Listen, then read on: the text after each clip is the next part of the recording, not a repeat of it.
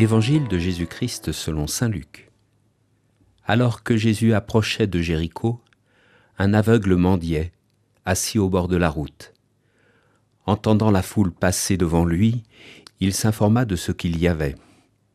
On lui apprit que c'était Jésus, le Nazaréen, qui passait. Il s'écria : « Jésus, fils de David, prends pitié de moi !» Ceux qui marchaient en tête le rabrouaient pour le faire taire.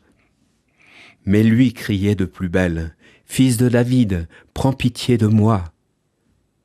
Jésus s'arrêta et il ordonna qu'on le lui amène. Quand il se fut approché, Jésus lui demanda : « Que veux-tu que je fasse pour toi ?» Il répondit : « Seigneur, que je retrouve la vue. » Et Jésus lui dit : « Retrouve la vue, ta foi t'a sauvé. » À l'instant même, il retrouva la vue, et il suivait Jésus en rendant gloire à Dieu. Et tout le peuple, voyant cela, adressa une louange à Dieu. Chères auditrices, chers auditeurs de Radio Fidélité, que veux-tu que je fasse pour toi ? Voilà une belle question à accueillir en ce lundi de novembre.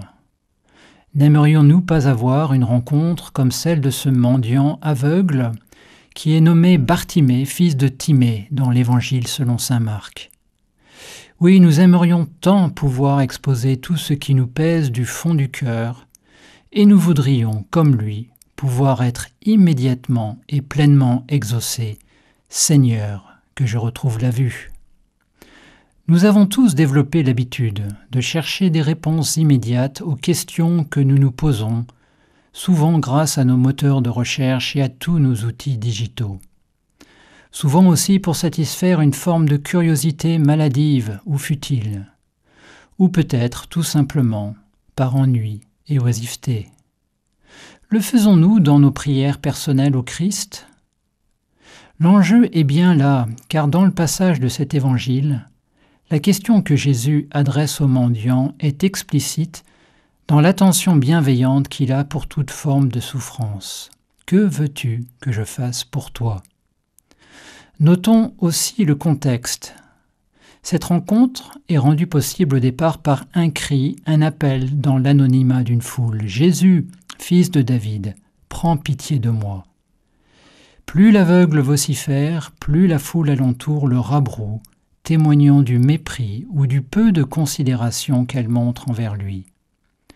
S'affranchissant du regard des autres, le mendiant va néanmoins aller droit au but et oser demander l'impensable, retrouver la vue. Chers amis, il en est de même dans la personnalisation de notre relation au Christ. Ne sommes-nous pas tous des mendiants d'amour, blessés par la vie et remplis de doutes, d'inquiétudes ? À nous d'avoir l'audace de savoir exprimer à Jésus avec insistance et authenticité ce qui nous préoccupe ou ce qui nous détourne de nos missions et responsabilités.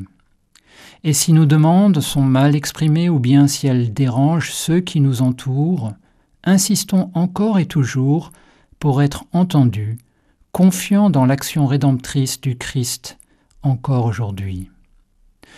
Demander une grâce de lumière, c'est choisir d'assumer nos responsabilités, pour être en mesure non seulement de voir autour de nous, mais aussi de lire en nous ce qu'il nous faut faire pour agir conformément à ce qu'exige une vie authentiquement chrétienne. Un bon indicateur pour nous aider dans ce travail d'introspection nous est donné par les encouragements que nous recevons de notre entourage. Alors qu'on lui demandait de se taire, subitement il est invité par l'entourage à aller de l'avant avec courage.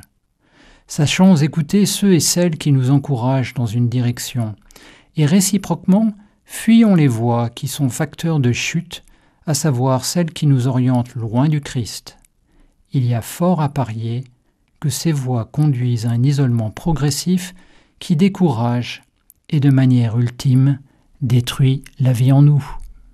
L'évangile du jour était commenté par Jean-Christophe Normand, diacre permanent ordonné dans le diocèse de Nantes.